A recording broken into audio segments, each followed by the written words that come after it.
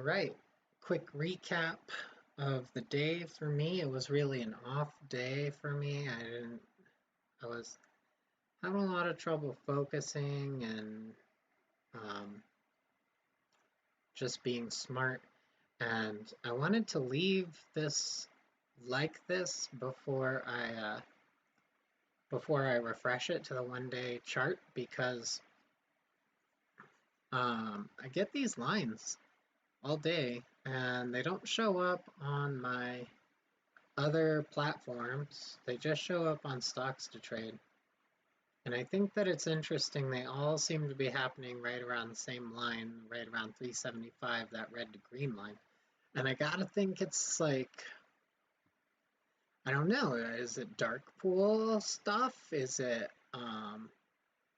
people exercising options?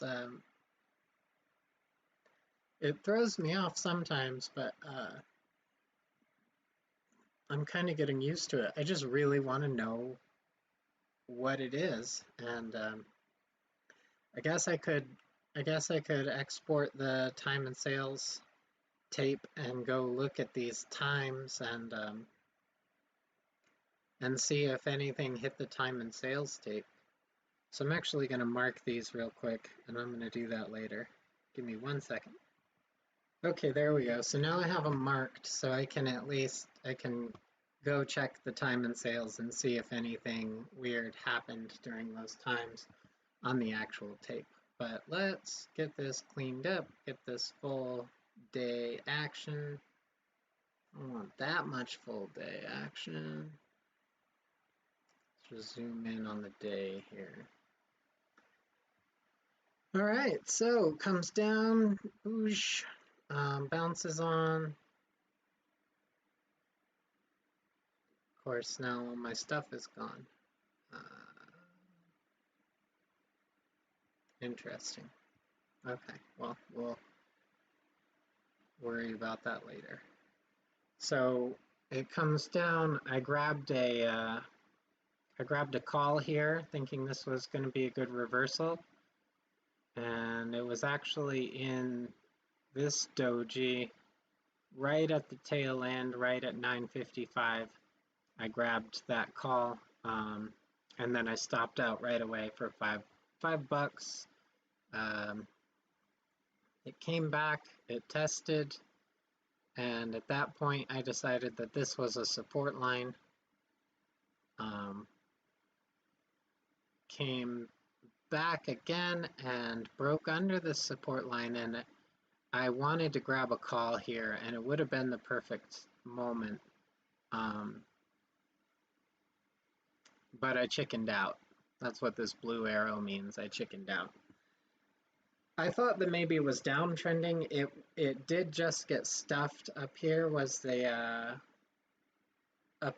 kind of towards the volume profile. There was a big channel in here, and so I thought maybe it would downtrend from there.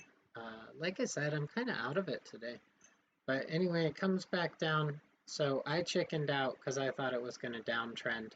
And because I thought it was going to downtrend, I wanted to grab what I thought would be a continuation play right here, continuing the trend. But I missed. I missed my shot on this put. And then it turned out to be a good thing that I missed. And then I tried again right here, but I missed again. And this was actually, I considered this to be higher risk because it's already coming back up, and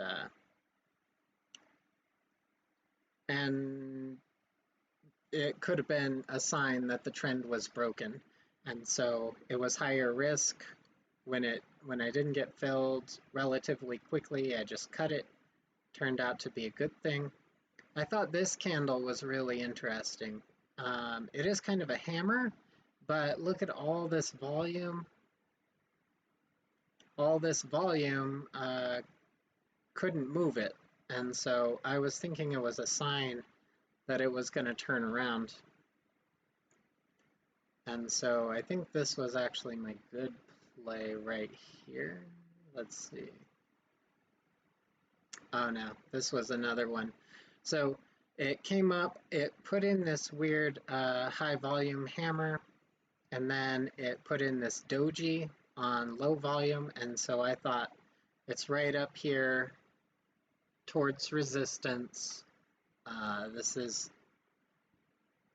I thought of it as a channel play, like a channel reversal, and so I decided to grab a put into resistance. I did. It pulled back. I did not take profits. I'm trying to be more patient with my setups. And I didn't put any weight into this doji because of the volume. It was low volume. In retrospect, maybe I should have paid more attention to the fact that this sell-off was on very low volume. So it was a very light pull on low volume, and it didn't fall down. And so I cut my loss into this shooting star because it hit my stop, so I got out. And then it ran real good. I thought that this was, oh, you know what? All of this volume is came in at the end of the day, and so it's really messing up the chart here. But this was actually a relatively decent volume push relative to these other candles. And that's why I circled it. I made a note of it. And this was a breakout of the channel. And then it also broke the open. And so I was feeling very confident that it would run. So it goes up, and I don't want to chase it up because then I'll just wind up stopping out.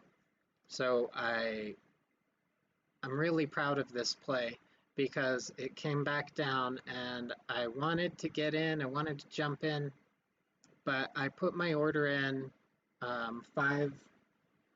it's a contract 5 cents, but you know, $5 lower than where I was thinking about getting in, and I let it come to me.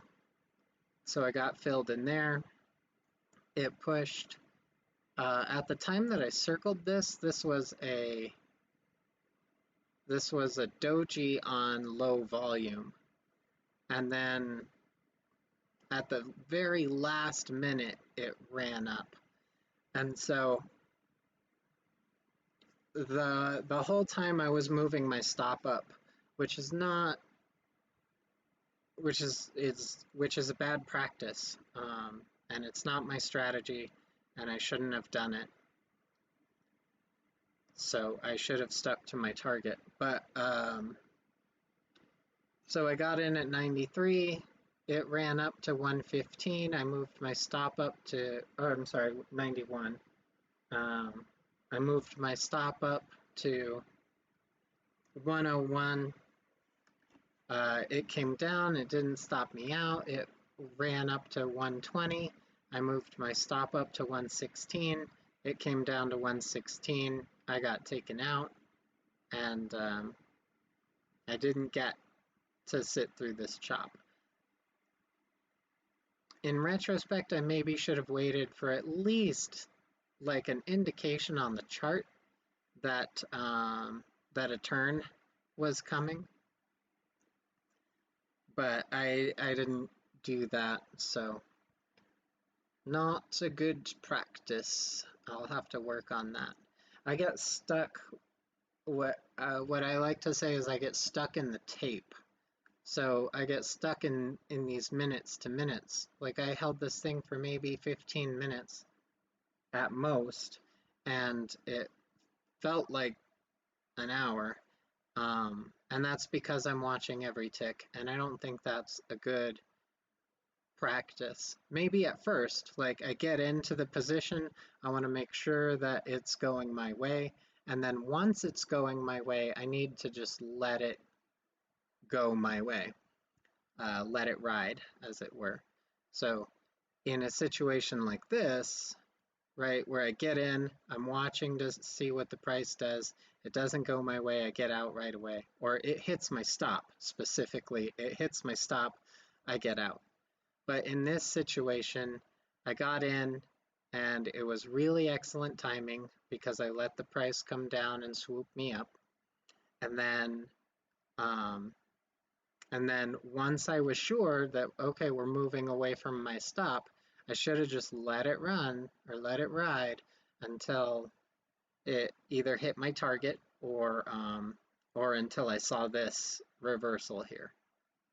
And it turned out to be not a very strong reversal either, which the volume kind of confirms, like there's no real pull there. So I wanted to grab a put here and I chickened out.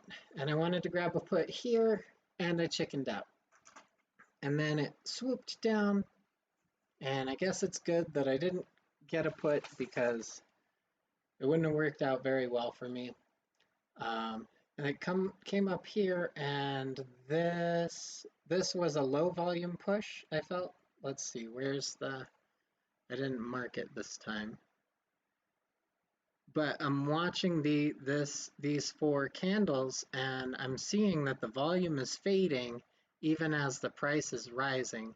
And so I'm thinking there's going to be a pull.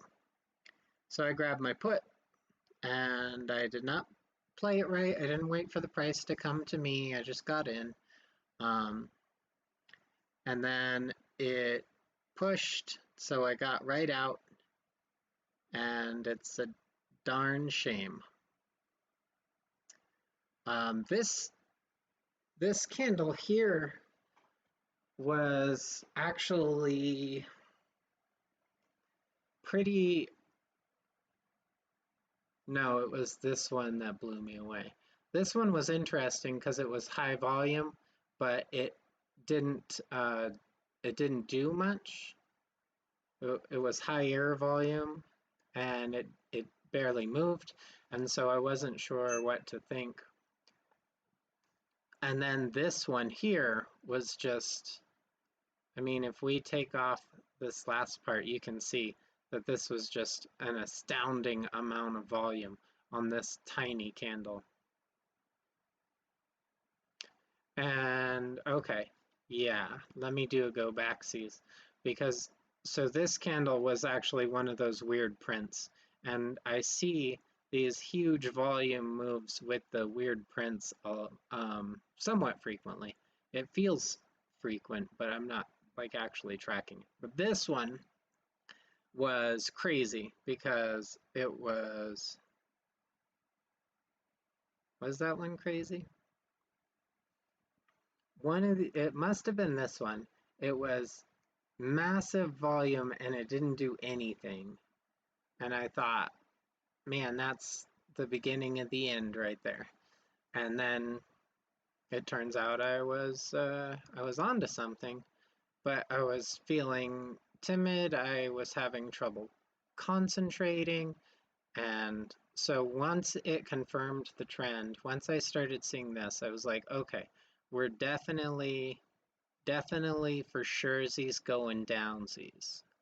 And I grabbed a put into one of these pushes, but then it kept pushing, and I was not willing to risk more than my risk.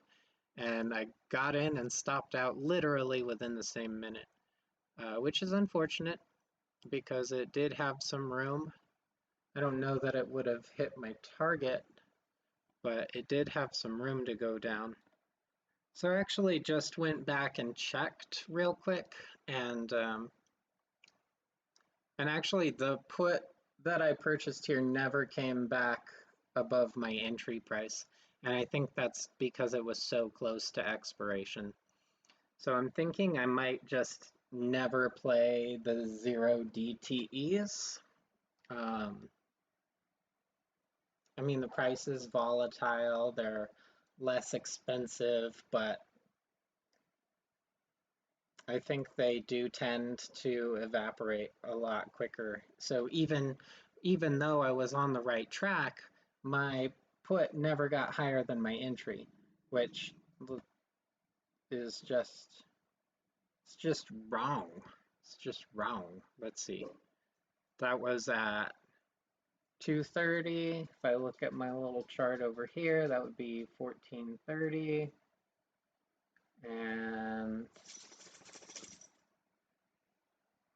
okay, it did have a little bump. I got in at 55. It did get as high as 70. I just think it might not be serving me. I'm gonna have to give it some consideration before I make it an actual rule. But honestly, after that, I tapped out. Like I said, I was having trouble focusing, and I just went and took care of different things. So I ended the day $5 down. It's not the end of the world, and we're gonna make it a better week.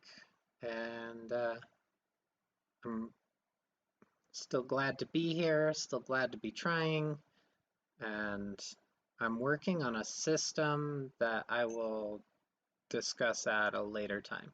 So thank you so much for your time. Have a good day.